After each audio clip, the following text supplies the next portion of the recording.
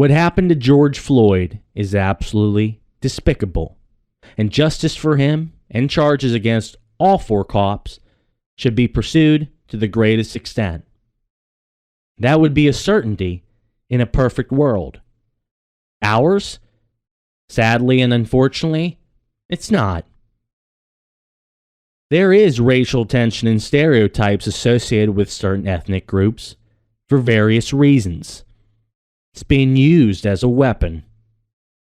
With the wasted taxpayer-funded impeachment scam, the coronavirus, and now this tragedy.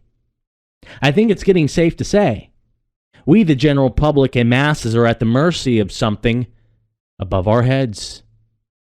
It's a little strange that 4 cops held him down and had a knee on his neck and killed him, all while being on camera, yet acting so calm and spaced out, like it was something they were doing as part of an act for a movie. Well, maybe those cops purposefully did it, and maybe even were instructed to carry out an evil act such as that. We can sit and debate all the evil that could be behind this in its entirety. Does it stretch beyond just those cops? Seems a little naive to think they would all just hover over the guy for 10 minutes and calmly stay put with a knee on his neck, with cameras on them, with George saying he can't breathe, with people witnessing and demanding the cops to stop. With all that being said, knowing damn well that the publicity of their act will cause division and chaos in this country. But with that, it leaves the door open to manipulate the emotions of the people and create narratives from all angles of the broad spectrum of possible perspectives. Then you have the extreme folks going out and justifying looting and destroying innocent people's property and stores, shitting where they sleep, so to speak, their own city, justifying fighting fire with fire against the innocent and non-involved, yet cry victim when life doesn't go their way, as if karma doesn't exist. Like there is no repercussions for certain actions, taking vengeance in their own hands against others that had nothing to do with it. Like they are exempt from any backlash or negative karma because they are doing it for a good cause. Then there are those that convey support for the vandalism and violence, yet somehow or another will move forward in life expecting to be blessed as such good people. Evil is only evil if it's deemed that in the eyes of the one who's doing the judging. So what to do? Go take it up with the government property so that justice will be upheld? Or law enforcement facilities that these men came from? Oh, wait. It may be a little bit more complicated than that. People actually need the police force intact to continue to serve and protect. Just because 4 didn't uphold that oath for whatever reason doesn't give you the right to assume for the others. Such a bind, don't you think? There needs to be law and order for the innocent and uninvolved. So you have the president and the people for that perspective. Yet people want to talk shit because they're sitting in the safety of their homes, unaffected, twiddling away on their expensive smartphones, while the world continues to be a dark place. Why?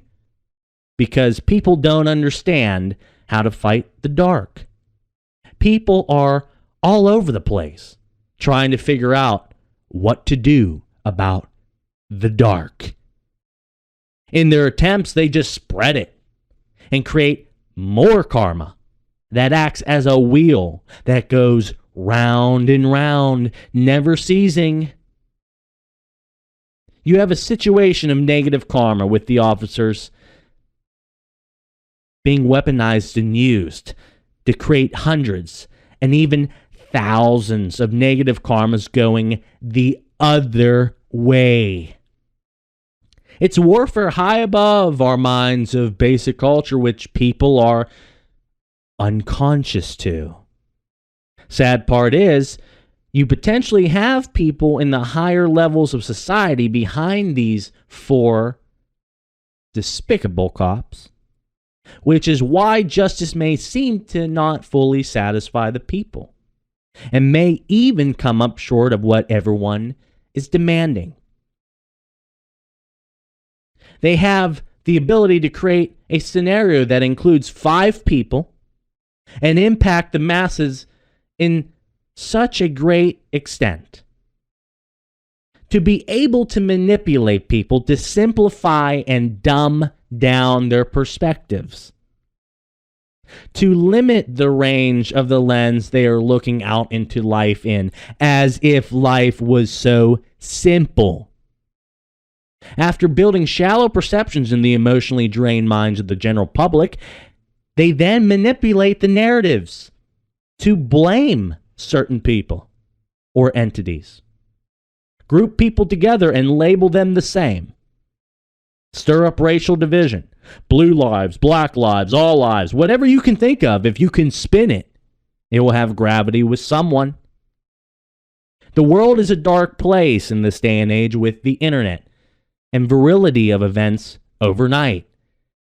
Things can change day to day. Anybody with power, leverage, and authority can create mass hysteria at a drop of a dime, almost instantaneously. What a time to be alive. And you have so many people out there fighting hook, line, and sinker for narratives derived from a situation we all should know isn't acceptable, but can't figure out how to stop it.